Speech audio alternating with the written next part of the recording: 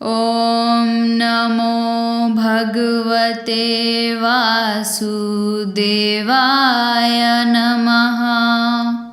नमस्कार दोस्तों, कैसे हैं आप सब लोग। आज हम आपको बताएंगे निर्जला एकादशी के बारे में। हम आपको बताएंगे कि निर्जला एकादशी का व्रत सबसे ज़्यादा कठिन क्यों है, क्यों इस एकादशी को सबसे कठिन एकादशी में सबसे ऊपर माना गया है, इस एकादशी को करने से क्यों सभी 24 एकादशी का पुण्य मिल जाता है, और हम आपको बताएंगे कि इस एकादशी को भीमसेन एकादशी क्यों कहते हैं। हम आपको निर्जला एकादशी व्रत करने की सही विधि, सही मुहूर्त और इसके होने वाले महत्व को बताएंगे। हिंदू धर्म में एकादशी तिथि का विशेष महत्व है। एकादशी तिथि भगवान विष्णु को समर्पित मानी जाती है। यही कारण है कि एकादशी के दिन भगवान विष्णु की पूरे विधि विधान से पूजा अर्चना की जाती है। मान्यता है कि एकादशी व्रत रखने से सब फलों की प्राप्ति होती है। जो इंसान एकादशी व्रत करता है वो संसार के सभी सुखों को भोगकर अंत में मोक्ष को जाता है। हर महीने में 2 एकादशी तिथि आती है, एक कृष्ण पक्ष में और दूसरी शुक्ल पक्ष में। सभी 24 एकादशी तिथि का अपना अपना अलग महत्व होता है, लेकिन ज्येष्ठ महीने के शुक्ल पक्ष में आने वाली निर्जला एकादशी का विशेष महत्व माना जाता है। इस एकादशी पे पानी पीना पूरी तरीके से वर्जित होता है। यही वजह है कि इस एकादशी को निर्जला एकादशी कहा जाता है। धार्मिक मान्यता है कि इस एकादशी का व्रत करने से सभी 24 एकादशी का फल मिल जाता है। इस बार निर्जला एकादशी 21 जून यानी सोमवार को आ रही है। निर्जला एकादशी को तिथि 20 जून को शाम 4:21 से आरंभ हो रही है। यह तिथि 21 जून को दोपहर 1:31 पर समाप्त हो रही है। विद्वानों के अनुसार निर्जला एकादशी का व्रत करने वालों को गंगा दशहरा के दिन से तामसी भोजन का त्याग कर देना चाहिए। साथ ही लहसुन प्याज मुक्त भोजन करना चाहिए। रात को जमीन पे सोना चाहिए। अगले दिन सुबह ब्रह्म मुहूर्त में उठकर सबसे पहले श्री हरि को याद करें। उसके बाद नित्य कर्मों से निर्वृत्त होकर नहाना चाहिए और नहाने के पानी में गंगा जल मिलाना चाहिए। महर्षि व्यास ने बताया है कि निर्जला एकादशी के दिन नहाते टाइम और आचमन करते टाइम अगर मुंह में पानी चला जाए तो इसका कोई दोष नहीं माना जाता है, लेकिन आचमन करते टाइम 6 मासे से ज़्यादा पानी नहीं लेना चाहिए। इस आचमन से शरीर की शुद्धि हो जाती है। आचमन में 6 मासे से ज़्यादा पानी लेना मदिरा पीने जैसा माना जाता है। इस दिन भोजन नहीं करना चाहिए। भोजन करने से व्रत का नाश हो जाता है।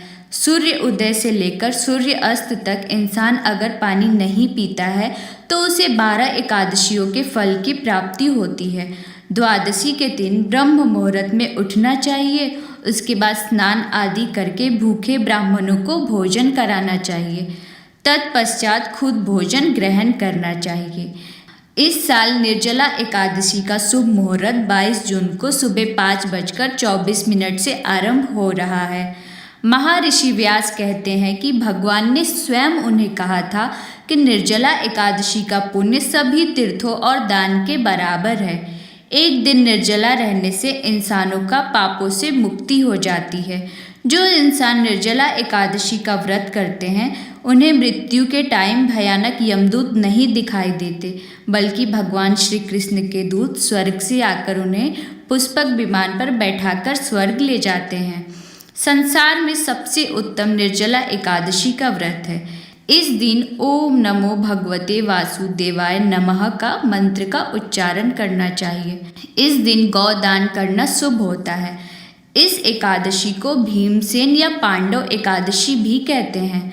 पौराणिक कथा के अनुसार महर्षि वेद व्यास ने पांडवों को चारों पुरुषार्थ, धर्म, अर्थ, काम और मोक्ष देने वाली एकादशी का व्रत का संकल्प कराया तो महाबली भीमसेन ने महर्षि व्यास से निवेदन किया, महर्षि आपने प्रतिपक्ष 1 दिन के व्रत की बात कही है, लेकिन मैं तो 1 दिन क्या 1 टाइम भी भोजन किए बिना नहीं रह सकता। मेरे पेट में तो व्रत नाम की जो अग्नि है उसे शांत रखने के लिए मुझे कई लोगों के बराबर कई बार भोजन करना पड़ता है, तो क्या मैं अपनी भूख के कारण एकादशी जैसे पुण्य व्रतों से वंचित रह जाऊंगा?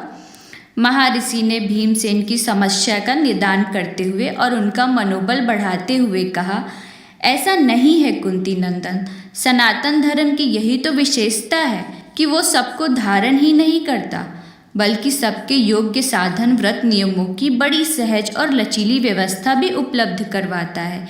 इसलिए आप ज्येष्ठ महीने में शुक्ल पक्ष की निर्जला नाम की एक ही एकादशी का व्रत करो, उससे तुम्हें सभी एकादशी व्रत के फल की प्राप्ति होगी। वेद व्यास की ये बातें सुनकर भीमसेन निर्जला एकादशी का विधिवत व्रत करने को सहमत हो गए। इसलिए पूरे साल की एकादशियों का पुण्य और फल देने वाली निर्जला एकादशी को भीमसेन या पांडव एकादशी भी कहा जाता है। माना जाता है कि इस दिन जो व्यक्ति खुद निर्जला रहकर ब्राह्मण को जरूरतमंद इंसानों को शुद्ध पानी से भरा हुआ घड़ा दान करता है, उसे जीवन में कभी किसी बात की कमी नहीं होती है, हमेशा सुख समृद्धि बनी रहती है।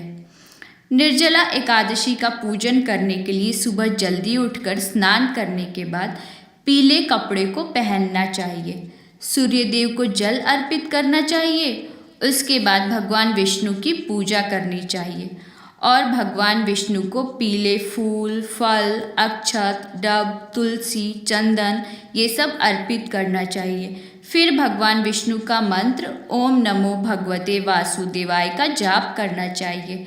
इसके बाद निर्जला एकादशी की कथा सुननी चाहिए और सुनानी चाहिए। भगवान विष्णु की आरती करनी चाहिए। कोशिश करनी चाहिए कि इस दिन पूरे विधि विधान से उपवास कर सके। लेकिन अगर मन में कोई परेशानी है या व्रत से संबंधित कोई और जानकारी चाहिए हो तो विद्वानों से परामर्श कर लेना चाहिए।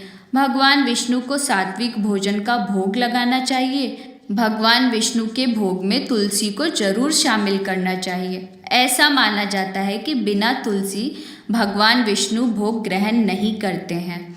इस पावन अवसर पे भगवान विष्णु के साथ देवी लक्ष्मी की भी पूजा करनी चाहिए।